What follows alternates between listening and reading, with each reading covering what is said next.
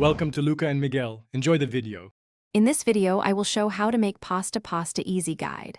Start by boiling 4 liters of salted water, add pasta and stir occasionally to prevent sticking, and time it for al dente texture. While pasta cooks, warm your sauce and keep a cup of starchy water handy. Toss drained pasta with sauce over medium heat, finish with fresh herbs and a drizzle of good olive oil, and serve immediately. Begin by heating a couple tablespoons of olive oil, then gently sweat garlic and onions to form a fragrant base. Add crushed tomatoes or cream, simmer to reduce and intensify flavor, and taste as you go. Keep some pasta water to loosen the sauce if it becomes too thick. Toss pasta in the pan to coat evenly, finish with herbs and a squeeze of lemon for brightness before plating. Timing matters, so cook pasta 1 minute less than package directions for a perfect al dente bite that will finish cooking in the sauce.